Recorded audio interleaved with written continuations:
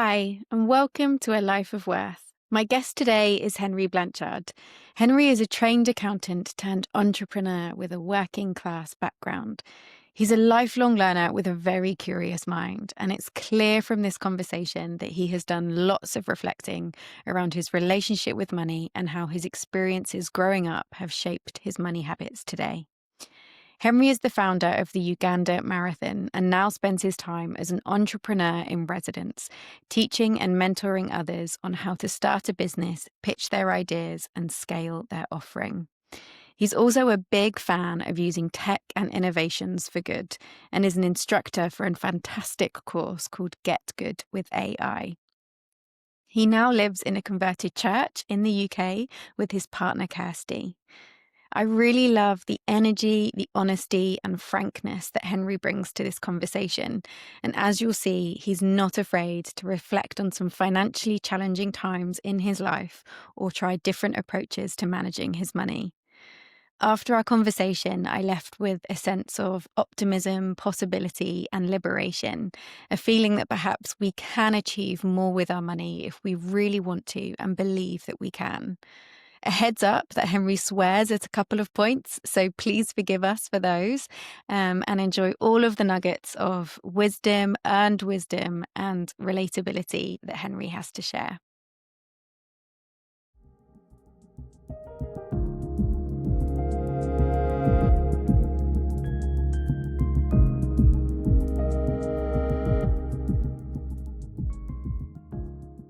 Hi, Henry.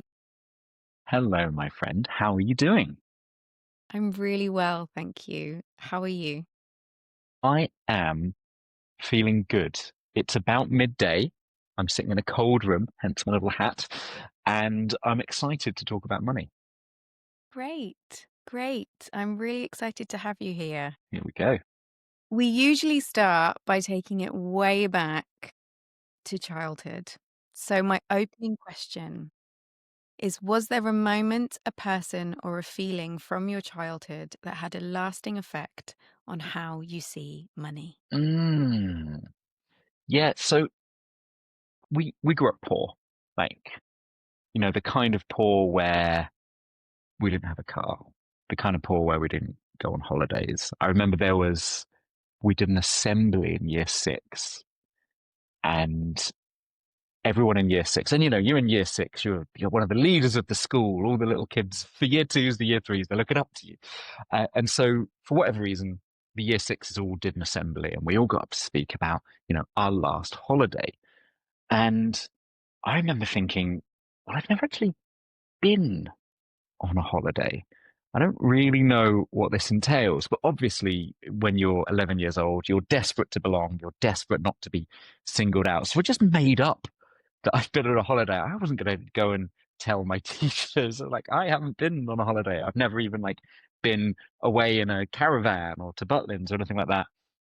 So I made up this absurd holiday that we went on, where we went to Germany. So you had to talk about the holiday you'd been on and that highlight. And I was like, we went to Germany, and my highlight was I saw the German parliamentary buildings. And I remember saying that phrase, the German parliamentary buildings, like a phrase that no 11-year-old has ever uttered in their A lives. classic holiday destination. Yeah. Yeah, oh my gosh. So I remember having to cover a lot, or feeling like I had to cover. I grew up in Surrey, so it was quite affluent, but the little pinprick tiny part we grew up in was really, really poor. But I was surrounded by a lot of quite wealthy people. So my school was the worst primary school in Surrey. It got shut down by Ofsted. It was in the middle of two big council estates. It got shut down. And then when I went to secondary school, it because it was in this town called Godalming in Surrey, which is if you don't know, it's the stockbroker belt. It's fancy, fancy, Mm. fancy.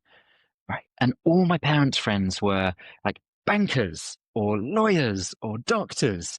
And here was me, like the little scrote from down the road who'd never been on a holiday, and all his clothes came from the charity shop, and his parents couldn't afford a new pair of shoes for him. But that really raised my aspirations, I think, and kind of taught me that not everyone is poor. Some people have cars. Some people go on holidays. Some people can afford nice things. But that lesson didn't really stick for me until the question, like a money experience that really shaped me based on that, I think, was when I was at university and I set my first business. And it was a travel business. We were taking people to East Africa to do volunteering, climb Kilimanjaro, things like that. And I was 22. I'd never even had a sniff of having money like in my life. I'd had like Saturday jobs, and any money I'd wanted, I'd worked for, but I'd always, I'd work in a kitchen doing pot wash as an 18-year-old. You make 40 quid on a shift, you go and spend that. Like my vices were like booze and guitars. And I mean, that's it. You're out of money after that at 40 quid a week. And I remember, so I set this business up and I was like, yeah, like we're doing all this good stuff, raising loads of money for charity, and I'm going to make a bit of money off it. And I remember there was in my business bank account, 22 as a university student back in 2009, I think there was about £35,000 in my account. And that was more money than I could even conceive of or comprehend. And I just squandered it, absolutely squandered it. Like, firstly, I didn't get the distinction between like the business's money and my money. So I didn't have a good delineation of that. I commingled, as the the accountants or the finance people might say. And I also got a lot of hubris. Like I was like, oh, this business is doing really well, so I took my eye off the ball, and the business did it really badly after that, and it was 100% my fault. And a combination of spending money to try and undo my mistakes I was making, and spending money because I was like, wow, there's 35, like you put your card in the ATM, like I put my business bank card in the ATM and the ATM would say 35 grand in that. I was like more money than I think my parents had ever seen in their lifetime, certainly more money than I could conceive of. And I effed it completely, completely, completely, completely. And actually, I think that was the most formative thing for me because I got my stupidity out of the way early on. Like you hear these stories about sports people who come from difficult backgrounds and they land like £10 million or $10 million contracts, and you hear they retire and 2 years later they're kind of on universal credit or something like that because they had no idea of how to handle their money. And that was me just in like a tiny microcosm version of that. And I got all of that out of my system when I was younger, and I'm very Um, pleased I did. yeah. Yeah, it's funny like how it usually takes like a massive mistake with money that we sometimes feel shame or guilt around to encourage us to change or to do something different or to like learn the lessons that we need to learn without having like, if only we had the financial education before like we made that mistake, that would be amazing. But in absence of that, it is often some sort of event that we feel embarrassed around money that encourages us to change or becomes a life lesson. And I think there is something around that first-hand experience of it. Like I think I would have learnt a lot about money from my parents if they'd had money. I would have learnt a lot from the education system that would have taught me about money. I'm always curious if there's a way, because for me, I think a lot of it was so experiential, like that hot guilt, that hot shame, that hot failure of like, oh my God, I am in the pits of despair. I had all this money and now I don't. And it's literally all my fault. I wonder, like, I would love for there to be a surefire way for people to get to that point without having to personally experience that moment of despair. I think it's a quote from like Bismarck or some sort of ancient German general. I mean, obviously, loved Germany when I was younger. It stuck somehow. The quote says, "Any fool can learn from their own experience." And I think that's so interesting. It's like, yeah, I really learned from my own experience, but surely there was a way. There was a different set of circumstances where I could have had that same learning without having to go through like a hot pit of shame and feel like a massive failure and like be afraid to leave the house for like someone shouting like you started a business and it failed at me, which of course no one was going to do. But you're 22 and you're deep in the well of shame, and you don't really you think it's over. If you're 22, it's all over. Yeah. How did you recover from that then? Because I know it hasn't put you off starting business. Well, it did for about a year. I think for about a year, it was really. I felt so mortified and ashamed. And one of the things was like I could feel stuff going wrong, but I couldn't ask for help because it would almost like justify what I thought is, you're poor, you're from a poor background, you don't know anything, and now you've got to ask for help, which just goes to show that you're not the kind of type of person who should be doing this. You're not the kind of person that should be doing this. So what I remember this very distinctly. I had a bit of an epiphany. It was at it was an art gallery, and they had an exhibit about wealth inequality there, and they had the number three printed on a giant, like A0 sheet of paper stuck on the wall. They had massive number three. And that three represented, it was Warren Buffett, Bill Gates, and dot, dot, dot, someone else. Might have been Steve Jobs, but it was like three of the very richest people on the planet. And so it had the number three. I said, these three people have the same wealth as, and then they had stacks and stacks and stacks and stacks and stacks, like enough to fill like half of a tennis court of A4 paper stacked, about up to waist height with threes printed on in point 12 point font. Wow. So yeah, so that three represented those three people, and those threes, they printed like 2 billion threes on a load of A4 paper. And they were like, that is the same worth these people have. Three people have is the same worth that all these 2 billion people have. Mm, Not only was that a powerful lesson about wealth inequality, but for me, it was a lesson about the size of the world and my tiny, tiny, tiny, tiny, tiny place in it. And I thought, actually, you know what? Like two of these A4 sheets of paper sum up the amount of people that know I exist, the amount of people that know I failed, the amount of people who could remotely care about anything that will ever happen in my life. And I found that thought very freeing. Um, so perhaps I didn't take the right message from this massive, incredibly moving monument to wealth inequality. But really, what it made me think was like, I'm small, I'm inconsequential. It doesn't matter what I do. You have another chance, and you don't matter that much. So whilst things can be personally catastrophic and feel really bad for you, in the great scheme of things, life will go on. And I thought, well, okay, if I don't matter, then maybe that's quite freeing, and I can just try other stuff. yeah. Yeah. And you're not alone, right? Like all of those other 2 billion threes have got their own version of that Yeah, their story. own personal stories, their failures, their triumphs. There's and I don't know the word. Maybe you could fish it out after this. There's I think it's God. It might even be a German word.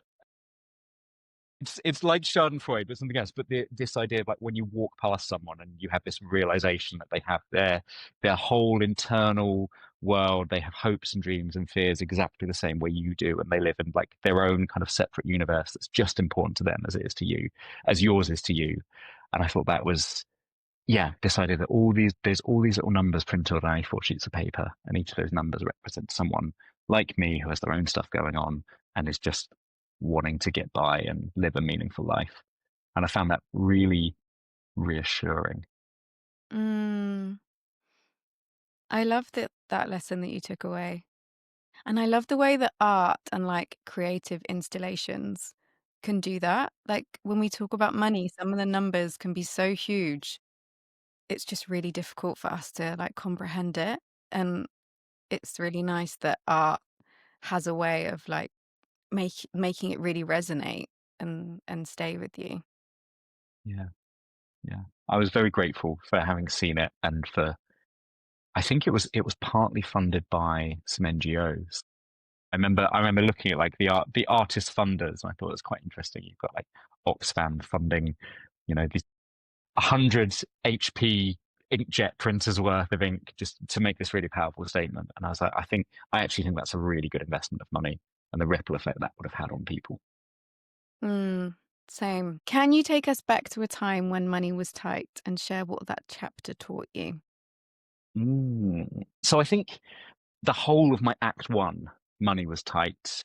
I remember my mum said to me once, we've got enough money for everything we need, and if we're very lucky, there'll be a little bit left over for some things we might want as well. So that really, really stuck with me growing up. That was kind of my money lesson. But I remember I went to be a youth worker when I was 18 on the Moss Side estate in Manchester. And I was working with a faith-based organization, and we're doing a lot of youth work, outreach, like outreach, like gang violence in Moss Side. And there's bloody me, like poor, but I presented as a real posher. I was like, "Hello, I'm Henry Charles Blanchard. How are you today? Shall we talk about the gang violence endemic over here?" Um, I don't know what, like I what did you think of this? And I had like long hair at the time. I had like hair like down to my ass. I was Oh, really rocking. wow. Just absurd, absurd. So I was doing this youth work project, and I'd moved out of home when I was still at college. My father passed away. My mum remarried quite quickly, sold the house, and so I was basically kind of like I would say, if you wanted to be dramatic, you'd say I was on my own, but I wasn't. I was surrounded by this amazing support network of friends. I spent a long time like sofa surfing.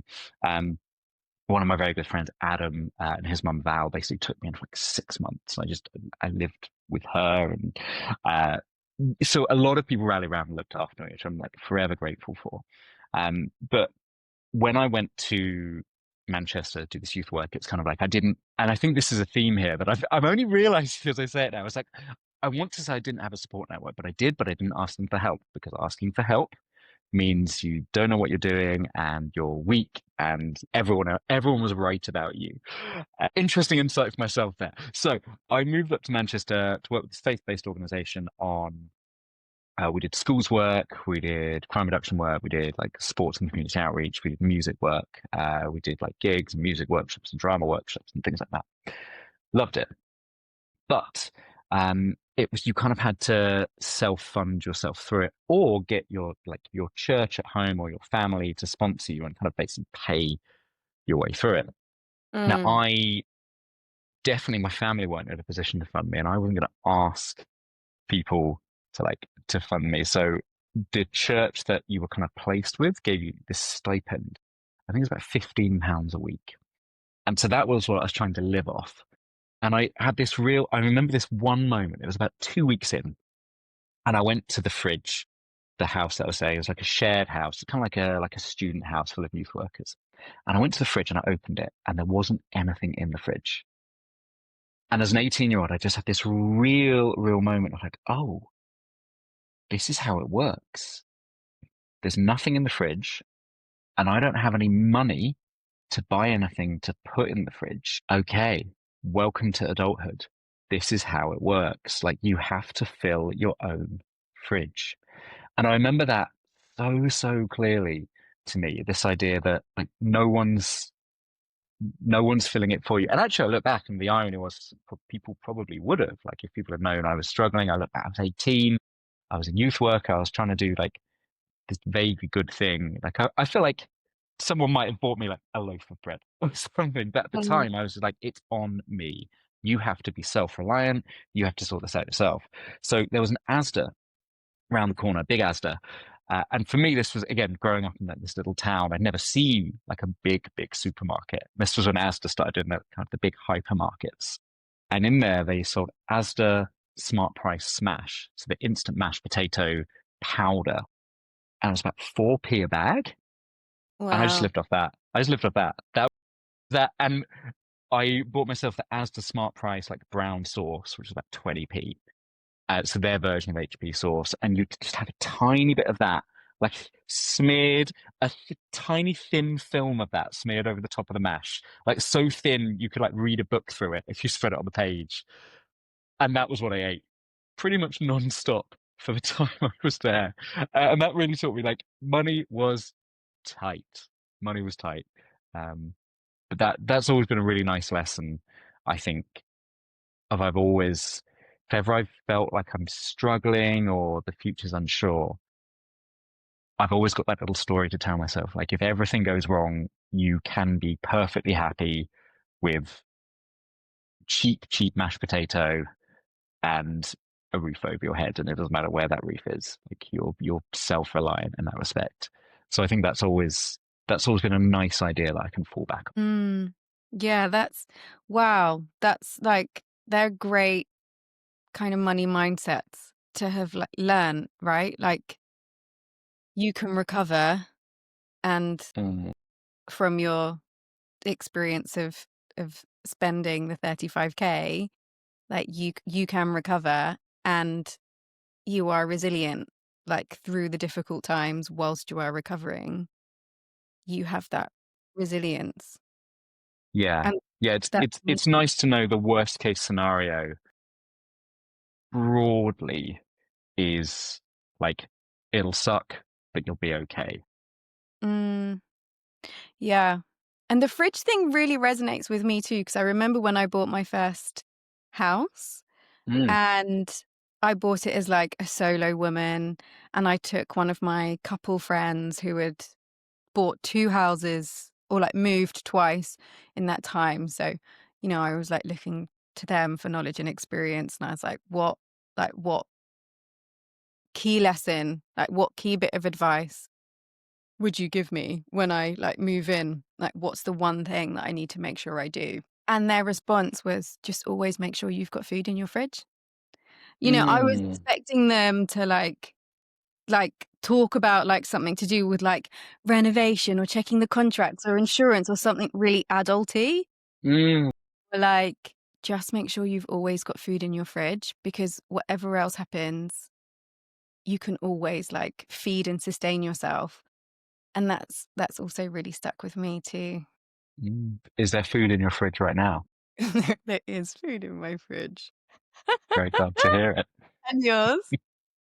Yep, yep. Big Aldi shop the other week. We're Just doing all it right, yes. just lasts for weeks. All right.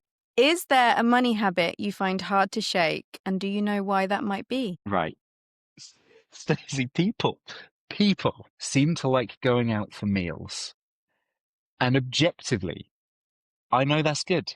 I know that's a great thing to do. Going out to a restaurant, sitting down, breaking bread with people you like.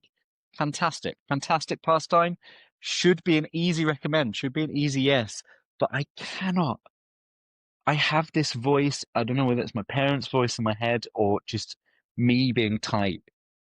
But when the bill comes and I look at it, I think, could have got a weekly shop in Aldi for that. Could have got 21 meals instead of this one meal and some snacks left over and maybe a little treat as well, maybe a little chocolate bar too. And instead I've spent that on one meal over 2 hours instead of a week's worth of food. And I just bridle at it. I resent it. And and in a way that's like it's pure emotion. It's pure reflexive childhood conditioning. The first X number of years or decades of my life tells me that is a bad thing to do. It is a waste of money. It is not the best use of money. And all my rational thoughts around spending quality time with people, like supporting local businesses, helping employment, doing fun stuff, having quality time, it all goes. It all goes. And almost it's like blind rage. Like, in like a film when the sound like fades out and you just hear like a high pitched ringing that's like from the point of view of someone's head. It's like that. I see the number on the seat. I'm like, no, no. Um, and you know what? And despite all that, I will go out and I will eat meals and I will grit my teeth and I will enjoy it. But there is a deep emotional reaction to it that's so core.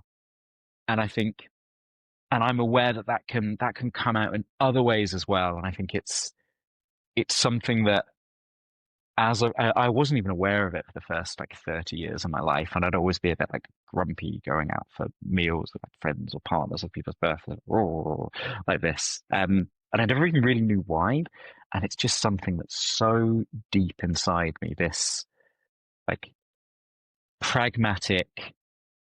Wow, what's the saying? It's like, the price of everything and the value of nothing. There's something like in my core that really, really holds true to that. Um, I don't much like it. It doesn't feel very open or expansive of me, but it's definitely there. Um, Yeah. yeah, yeah. I've noticed that as I've got a bit older, that just become aware that that's a sensation that I have. That's really fascinating. Yeah, And then and that's not to besmirch the quality of the food or the joyfulness of the company or anything like that, but it's just like, oh, I could have a lot of peanut butter on toast. That last me weeks, weeks, weeks with those fries. brown sauce on smash. Honestly, that genuinely, like I could eat for a year for like one meal at a fancy restaurant, and I do think that it's in my head. I'm like, Henry, no, come on, behave. You're a grown up. Like you're allowed to go out and eat a meal. You're not breaking the bank. But your fridge is full. But yeah, but again. I think that's core to a lot of our money relationships, our money stories. It's deep seated, emotional, reflexive. Like, I can't do that. That's wrong. I shouldn't do that. Whoa, that's too much. And sometimes those feelings are right and sometimes they're wrong, but they're very fast. They're very Mm, fast. And I think it comes from your money stories growing up. absolutely. Yeah. Yeah, absolutely. It's like that phrase, like, show me your budget and I'll tell you what you value or what your values Oh are. yeah. Yeah. What's the biggest line on your budget? What does your budget say about your values? Oh, very good question. Probably how much I love my dog. Ah, yes, yes. Does your dog spend and get treated better than you? Yeah, exactly. Exactly. Like, I'll go for like the own brand food shop and then he will get the gourmet. Premium, yeah, like Yeah. hand massaged beef, Yeah. hand Yeah. caught tuna. Yeah, the best. Wagyu for Sedi and mince for me. Yeah, tripe, tripe and offal. But are there any areas of your budget where you will like guilt-free splurge? Honestly, no. I think all my spending comes with guilt, even like a coffee. Like Mm, it's so deep in me. My parents were so frugal. My dad had me quite late in life. He was 66 when I was born, which is a big like you think that's normal growing up, and then you meet your friends who have mm, like normal age dads. You're like, oh wow, my dad's like 80 and I'm a mm, teenager. Interesting. So there was this huge generation. I mean, he's from the generation like rationing and the war, and so they were very much like we spend nothing. So he was retired. My mum was a part-time cleaner. They just didn't have money. Like it just wasn't part of their life story. And I think that is just so ingrained in me, so deeply ingrained that like particularly the last 5 years of my life when money has been more abundant, it's like a daily struggle to be like, have a, have have the goddamn coffee, treat yourself, and it's still a treat to me. It's still a treat, and I think that's like everything has its light and its dark side. Everything has the positives and negatives. I do really like, for me, even when I'm traveling for work. And I'll just stay in like a Premier Inn or something. Like I'm still thrilled, like thrilled by sleeping in a hotel bed, because I didn't do it until I was 19, 20. So it's still this outrageous, joyful luxury to me. Like, wow, like someone's made my bed for me and everything's really clean. And then I leave and you clean up after me and you make me breakfast. I just go downstairs and breakfast is there. Just like it's like a pure joy for me. And I think like I wouldn't have had that if my childhood had been different. So yeah, a light and a dark side to it all. mm. Yeah.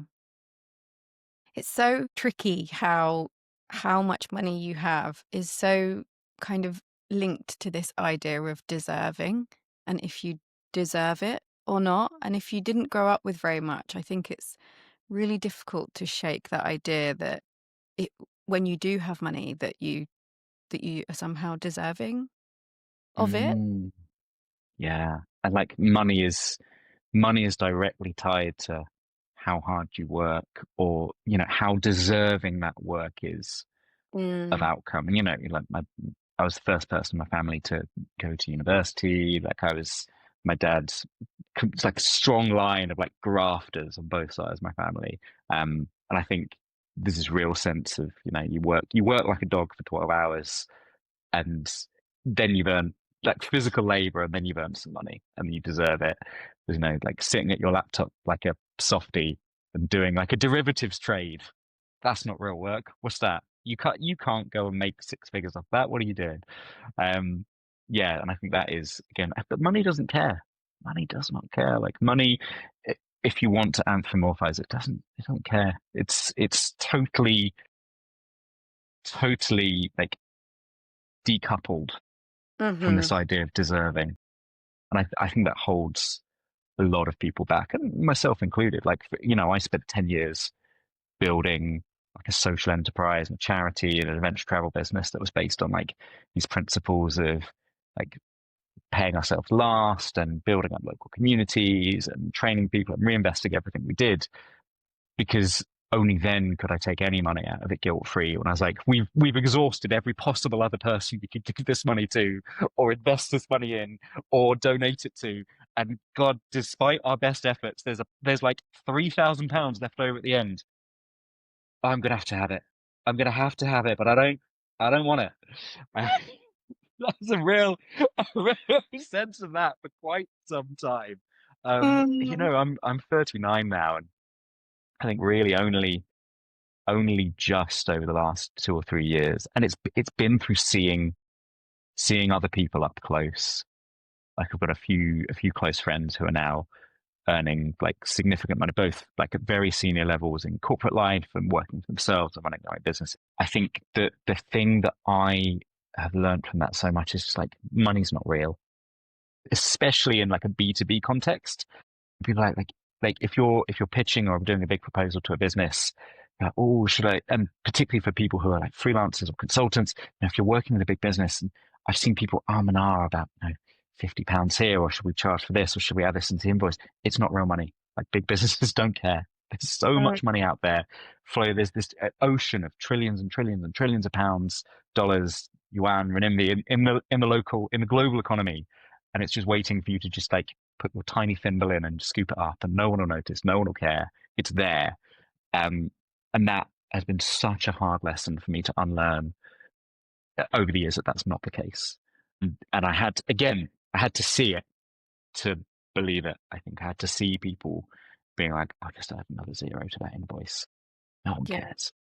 And seeing that and being like, "Oh, wow, okay, yeah, there is wealth and abundance out there." And like feeling that there's this kind of honor in not going near that, and be like, well, we grew up poor, and Mm-hmm. poor we shall stay, because we honorably earn our tiny crust, and anything else is bad. And Mm-hmm. I'm saying these words, but inside something's going like, yeah, no, that's true. That's true. It has to be hard graft.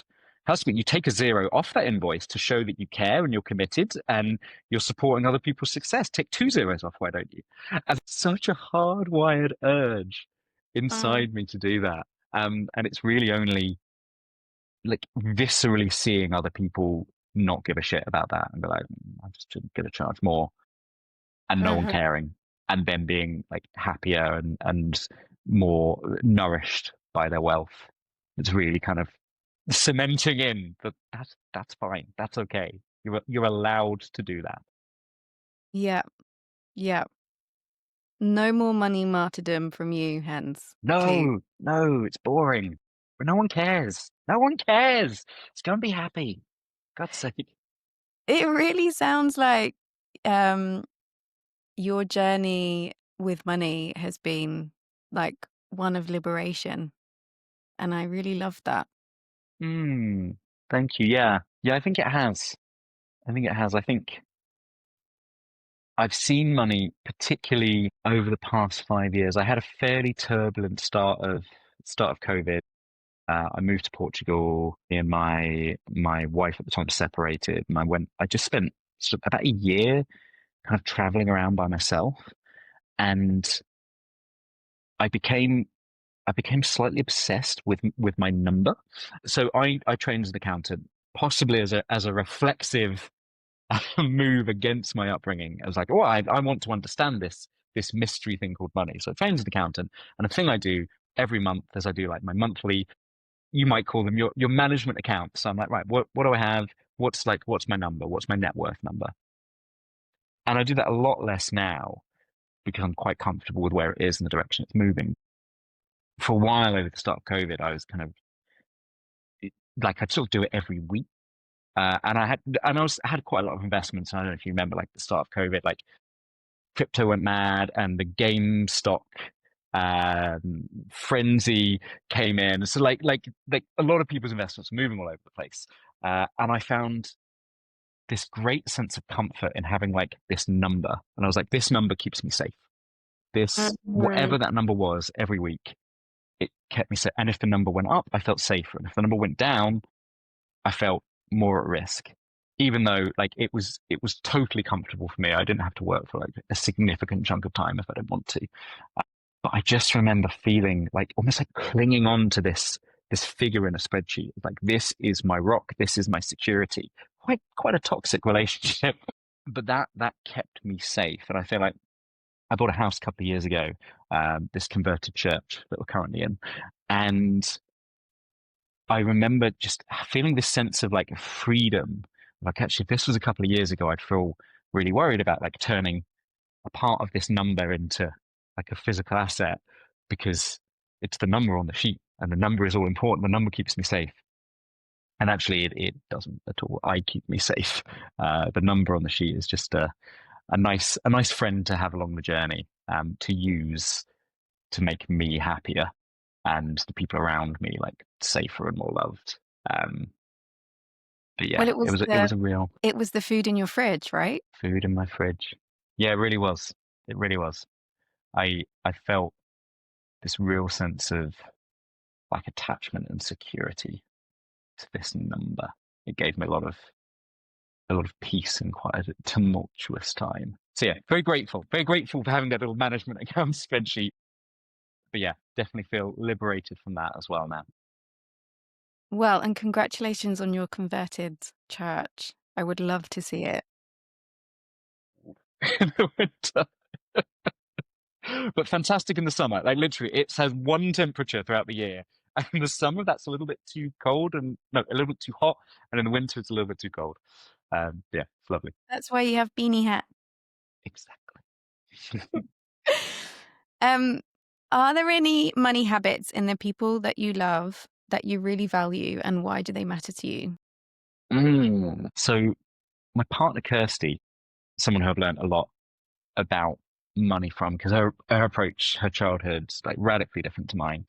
I remember one of the first times we discussed going on holiday together, going away together.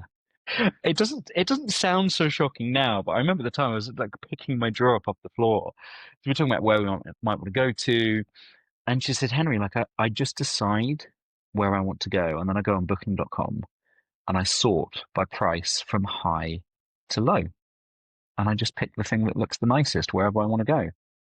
Wow.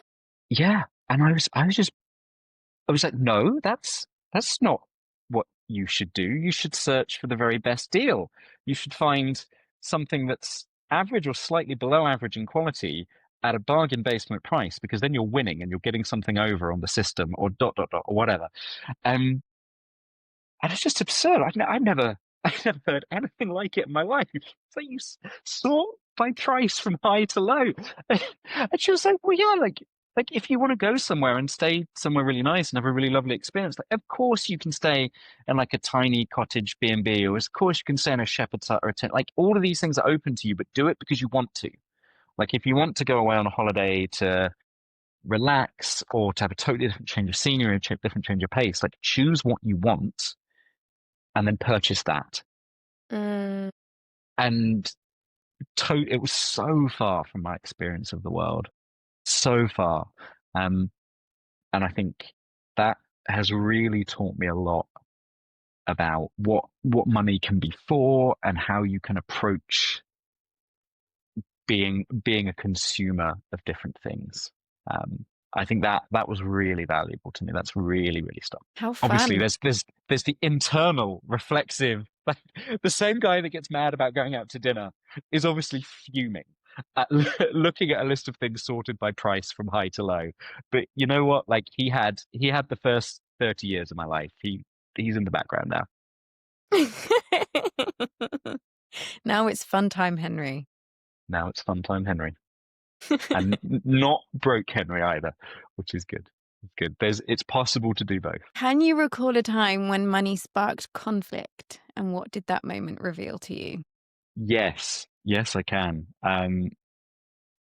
This is this talk about my wedding actually. I got married quite a while ago now, and I had an overseas wedding. My partner at the time, my wife, she had a lot of family in what we called the Holy Land at the time, because even back then the politics of it were fraught, but kind of Israel Palestine, and we weren't really sure what to call it without offending someone, so we just called it the Holy Land. But we had a big overseas wedding. A lot of her family were there, 250 people.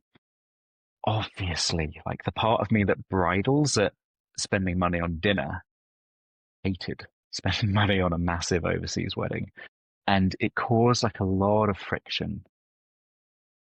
And I remember distinctly one time, uh, my partner, she turned around to me and she said, everything about this experience of like planning the wedding and getting married has been enjoyable, apart from your attitude to spending money on it. And I thought, you know what, that's a fair comment, because I was being a dick.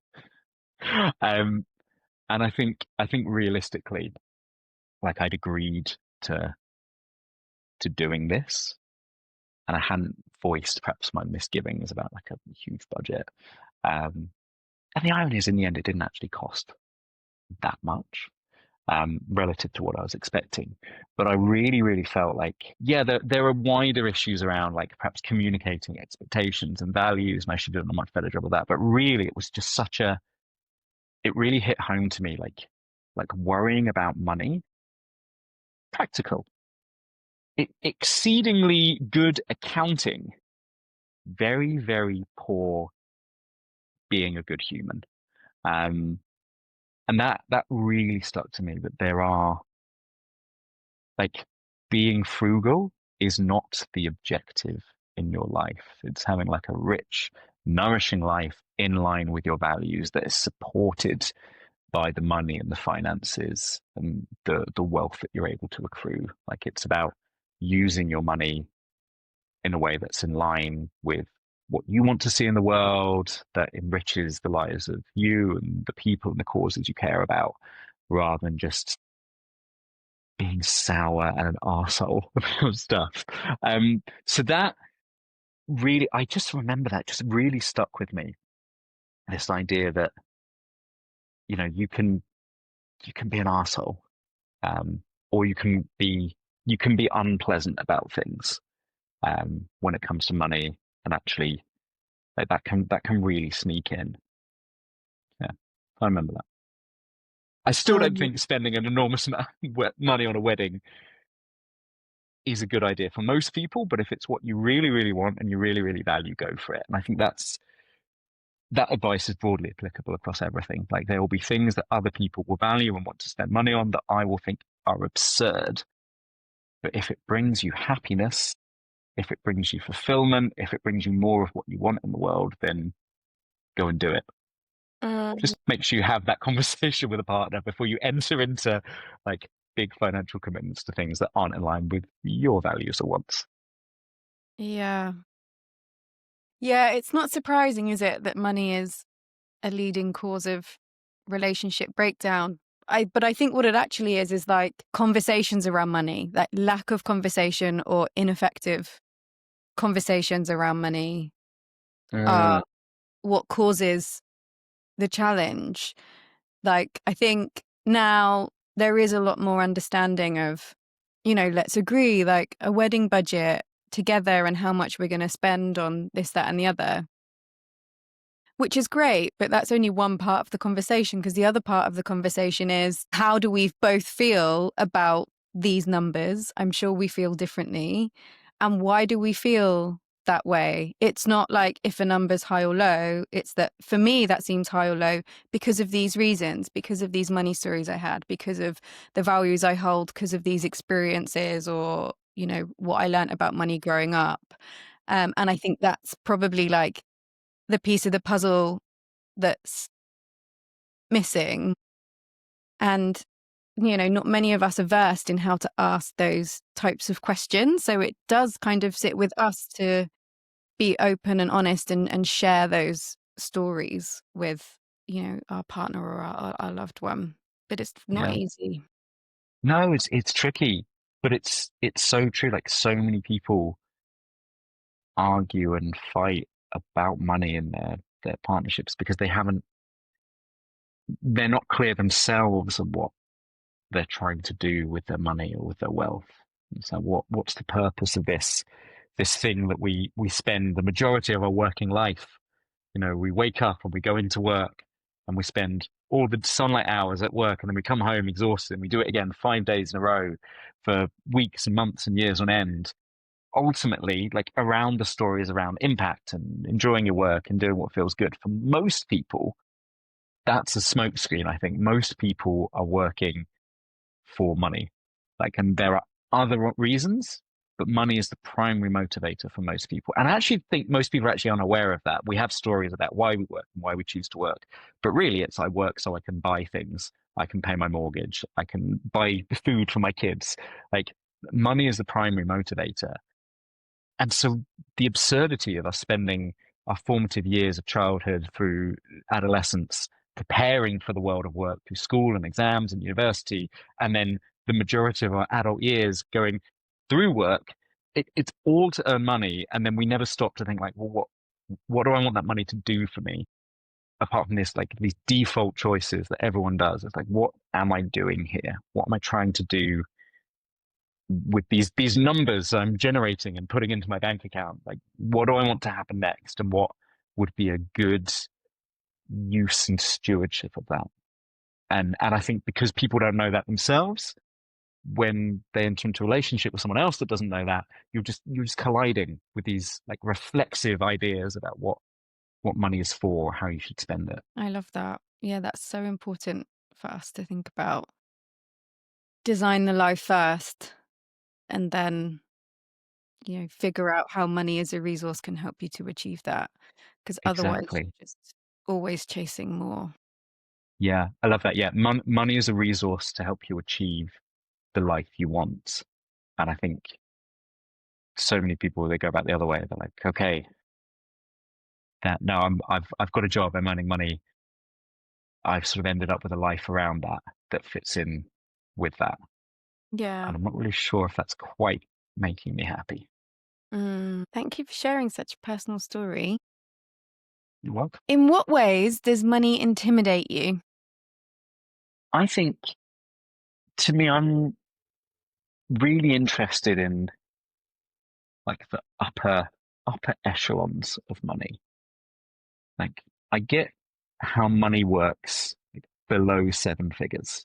Like I've got a house, I've got a business, I'm friends with some quite successful people, but that sort of absurd level of wealth above that, you see people with like £5 million plus houses. You see people doing like absurd business deals.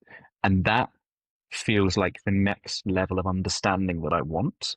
I don't even know if that's of interest to me personally. It's not something I want for me personally, but I do see like even around the local town, like when I go for a drive and I see people with like massive houses and like three brand new Land Rovers on the drive.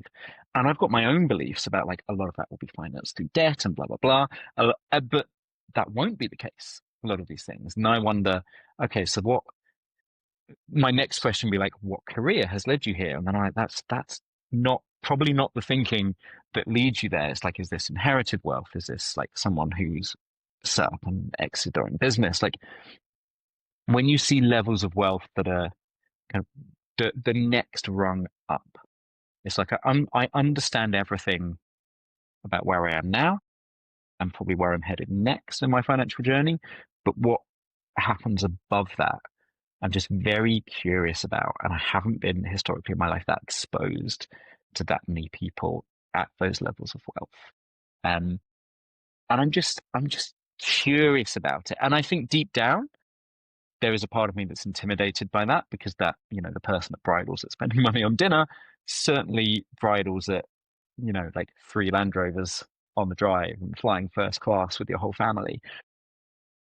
But I'm curious about the mechanics of that wealth and that lifestyle and how people in general get that. I can understand individual cases of it. It's like that person exited a business, that person inherited wealth, that person is a partner at a law firm, that person is massively in debt to fund this lifestyle.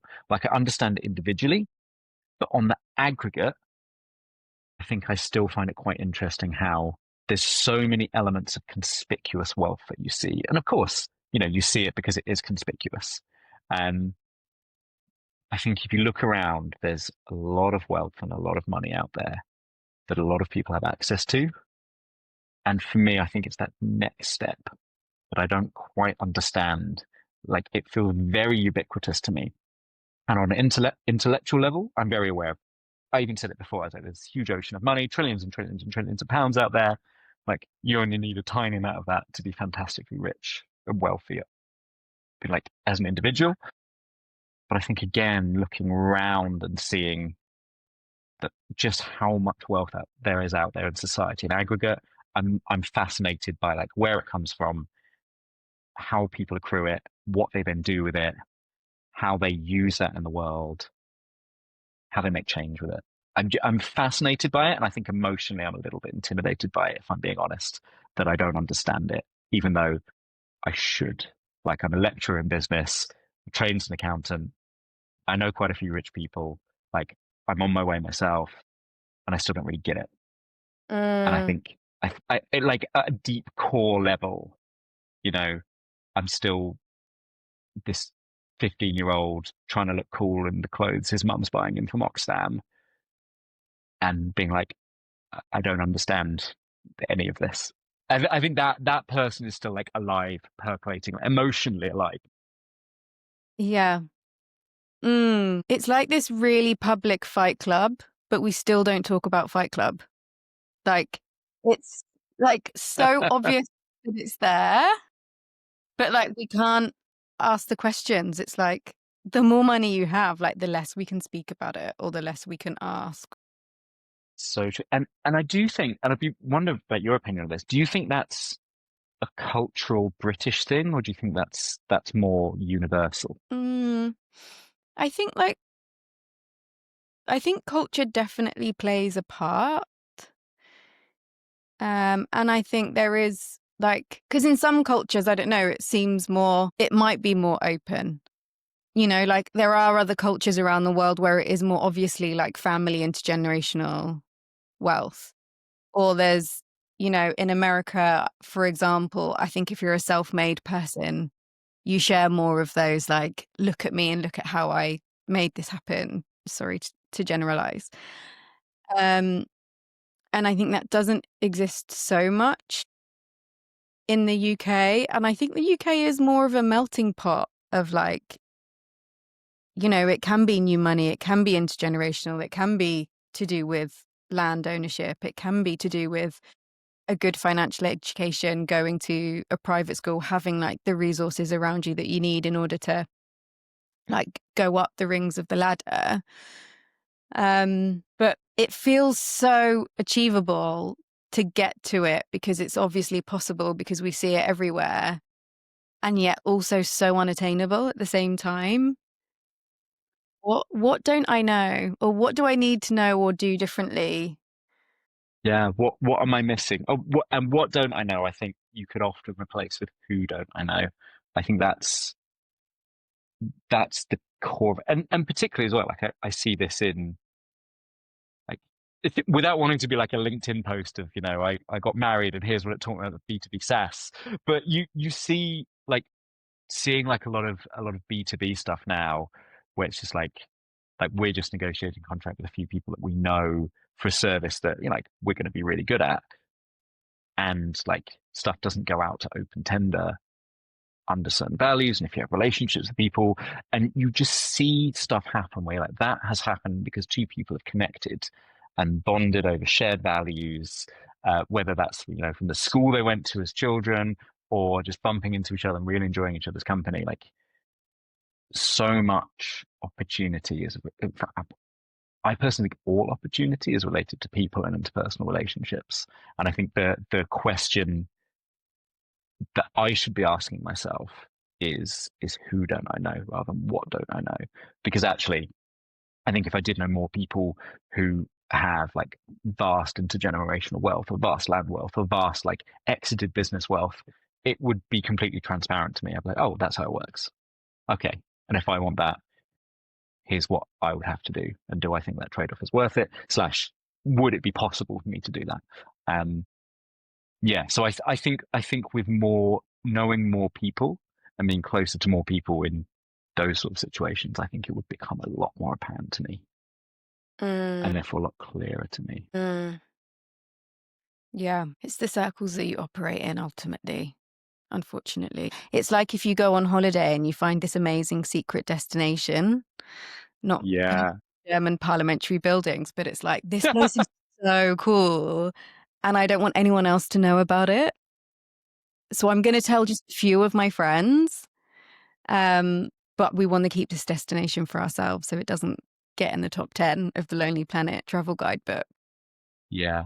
Yeah. Keep it in the circle. Yeah. I have a Mm, lot of respect for people who do inherit wealth or like influence. And I just like, yeah, I'm here because my parents were rich and well connected. And I think there's such like a lovely honesty about that. And of course, it's possible to do all sorts of things from a standing start, but your background still plays, and much more so in this country than America. Still really, really can set you up. And I think it's just fantastic. I've got a couple of friends like this who was like, yeah, mum got me into the right schools and into the right conversations, and that's how I've ended up doing this. And it wouldn't have happened without that background. I think there's just really, really lovely honesty to that. And I wouldn't be if I'd been born in a different time or a different place, I wouldn't be here doing what I'm doing for my, oh, we grew up poor, like I had two parents and there was food on the table every night. Like, could have been and is so much worse for so many people, and they probably wouldn't have as good an outcome. As so something really interesting happened. So if you remember the BLM protests and George Floyd, mhm, and George Floyd was originally arrested, or the start of that arrest was because he'd used a counterfeit note. And I remember my mum telling me a story years ago.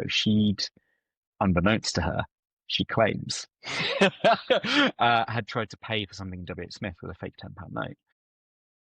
And my mum is like, looks like a lovely middle class lady, sort of bit timid, bit shy, like the last person to enter like a life of crime.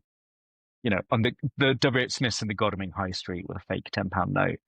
And I just really remember thinking as the BLM protest kicked off about my mum and about just that inherent like differences in context and circumstance. I'm like, wow, for exactly the same thing. Yeah. So again, there's levels to everything, and everyone is fortunate and unfortunate in their own unique ways. mm, nice. Slightly connected to that story, um, where do you feel the weight of injustice when it comes to money? I It's interesting because I think my knee-jerk reaction to this is around knowledge, even though I've been saying it's not about what you know, it's about who you know.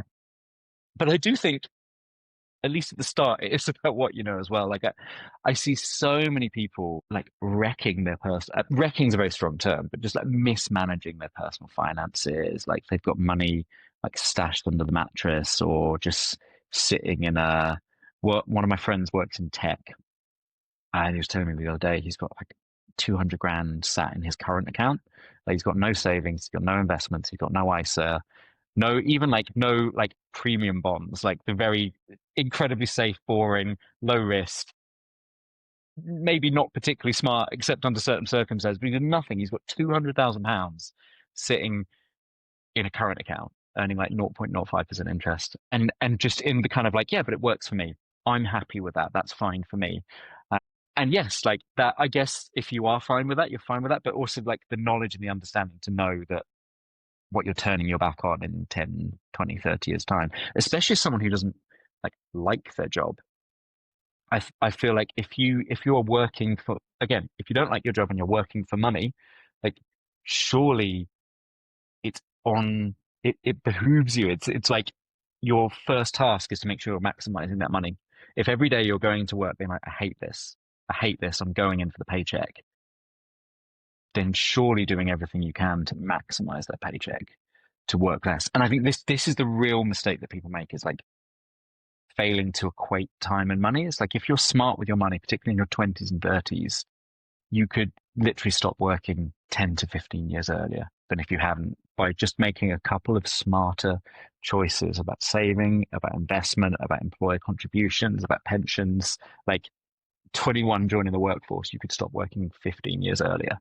Like, and people look forward to, you know, oh, I've got my 2 week holiday coming up this summer. I can't wait. I'm counting down the days. And it's like, to take that excitement and that realization that you're really not enjoying your work, and think, well, imagine if you could do 15 years less of that just by thinking and applying a bit of knowledge and being a little bit smarter.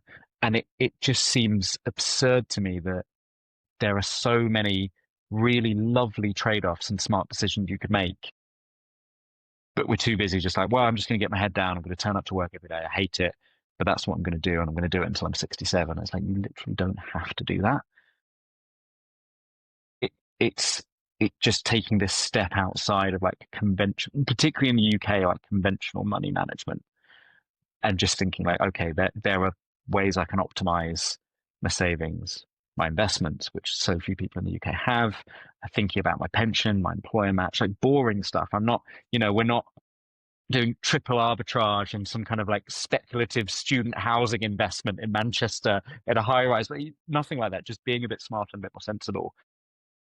And if we are saying that a lot of people, and I deeply believe this to be the case, a lot of people put up with work because work pays them money and money brings them the things they want in life. We're saying we're kind of gritting our teeth through a lot of our employment. And I think we're quite fortunate that perhaps we don't, although we have done in the past.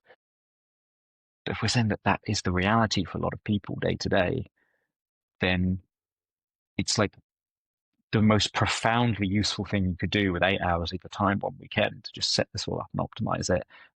Think about where your debts are. Think about paying down the highest interest rates first. Think about maximizing your employer match. Thinking about optimizing your investments. Thinking about your taxable allowances. Like really being smart about that kind of stuff.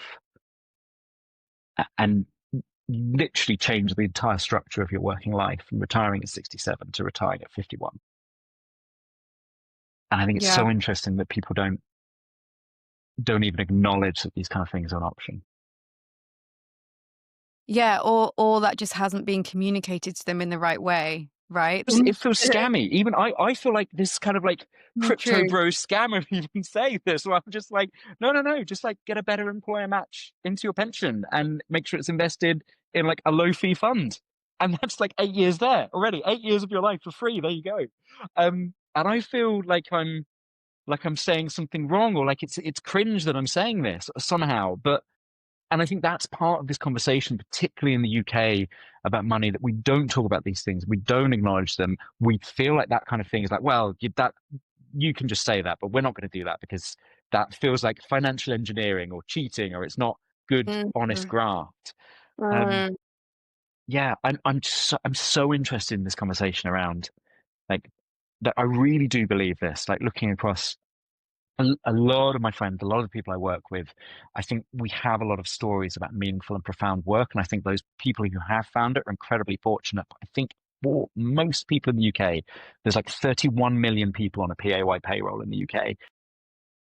25 million of those, their job is something that they get the Sunday scaries for before Monday. I think for Mm. much more than half the people in this country, like work tomorrow, better enjoy the weekend, better look forward to that holiday.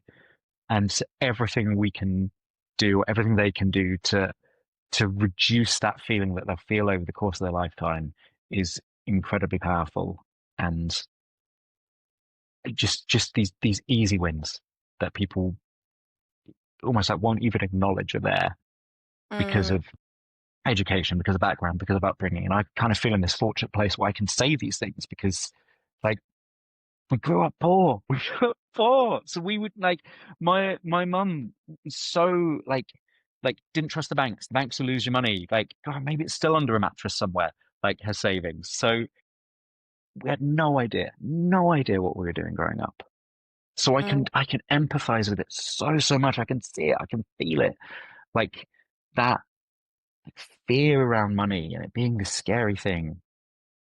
But like if we're spending like our entire childhood taking these exams, going into education, our entire working life, like doing jobs that we dislike, please let's just take a little moment to be like, okay, I'm doing all this for money. Let's see if I can do something a bit more smart with my money. mm. Yeah. Yeah, I mean, I really, really hear you. I think, I guess within that 25 million, especially with where we're at with the cost of living, et cetera, I think there are a lot of those who genuinely would really struggle to find anything in their budget to save. But, even if it's a pound or £5, like, let's try and get, and I think, like, from the work that I do, I believe that the employer should be helping employees to do that, but, like, get the behaviors in place before, like, the money follows. And then as someone who was in the other group where I did have disposable income and I have more than enough to kind of do some optimization of saving and investing to grow my wealth. I remember when I hated my job so much, even though I was earning loads and making the most of that money was an escape, hating the job really transferred over to how I saw the money that I earned from that job. And I ended up hating the money. And for a good few years, like, spent all of it because it was somehow like, I don't want this. Because, like, I don't like the origin or like how I earned it. I felt like, so, like, I didn't enjoy the job, so I didn't enjoy having the money, or I somehow like treated myself because I thought I hate the job, so I'm going to go and splurge on like immediate gratifications to make myself feel better. And it took me a while to kind of change those money stories and like eventually like build up my wealth to the point where I could leave work. But I think I totally get what you're saying. And I think it's on kind of how can we better not just educate, but like get those kind of messages and lessons to resonate with people so they believe that there are other options and ways that not necessarily they could retire early, but like can make their financial situation a little bit better and like give them that self-belief. Yeah, because it takes a long time, and then you still like you still have the emotions inside. You still have the emotions around these beliefs, and you can be like as factual and logical as you want, but it's not a factual, logical decision, is it? Exactly. Exactly. Okay, bringing this fascinating conversation to a close. Um, when you think about the title of this podcast, A Life of Worth, how does money fit into that vision for you personally? I still see money as freedom. I think I have a very clear idea that if I have money available to me, I have more choices. I don't really spend much money at all. Definitely more on dinners than I probably would left to my own devices. I think a life of worth to me is about loving and learning. Those are the two things I'm really interested in. Like loving my friends, the community I'm in, learning just about everything, experimenting, having interesting times that are growth oriented. And money is an enabler and a facilitator for that. More loving and more learning and more More freedom. loving and more learning. Yeah, yeah. More love, more learning. From what I know of you, Hens, you're doing a pretty great job of achieving that. Thank you. Then, then the money's working. Is there anything else you want to share? I think for me, the thing that's changed my life the most is understanding some of the stuff we've been talking about. This idea that money is a story, we all have our own. A lot of our ideas around money are really reflexive, emotional ones. I notice a lot of the time my first reaction to something like, can't do that, can't think this, can't spend that. There's a lot of can't that really comes through in maybe my parents' voice, maybe the voice that I grew up teaching myself about. And I think sometimes that voice is right, but for me, it's like stopping and analyzing like this emotional reaction I will have to almost anything around money and Mm, realizing that emotions are information, but they're not always true. mm, And that goes from thinking about, how much should I charge this business for doing this to how much should I spend, £4 for a pint of blueberries, too much. Then thinking, actually, like I really like blueberries. I really like blueberries. And I do work in the world that I get paid quite well for. Buy the goddamn blueberries. Buy the goddamn blueberries. When I was younger, I had this as a metric. And I think it's still in there. This shows what an 18-year-old I was. So my metric was for money. I was like £5.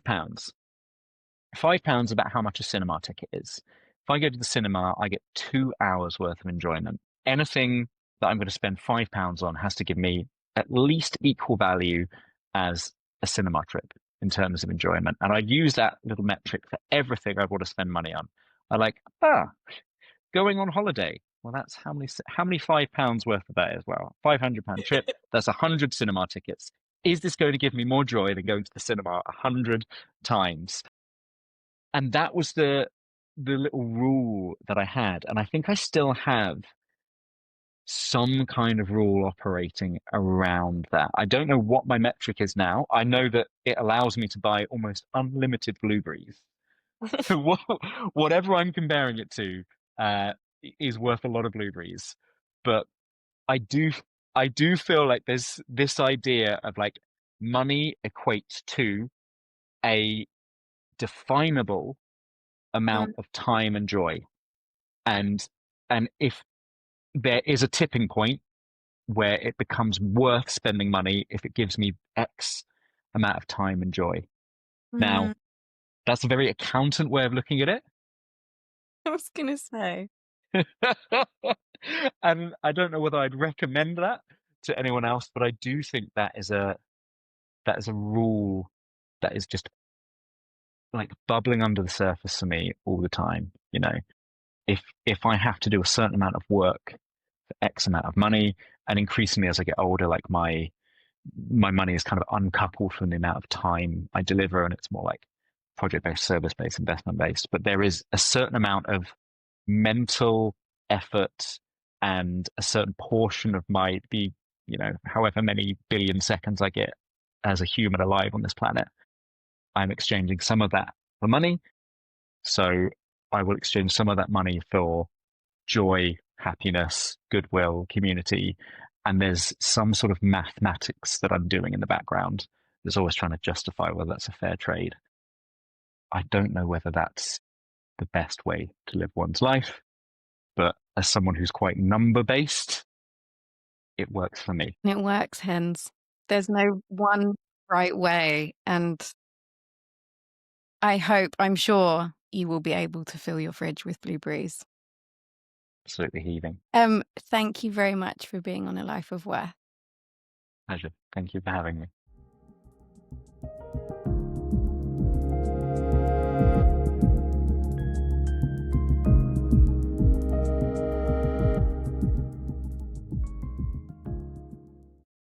So I really enjoyed that conversation with Henry, and I hope that you did too.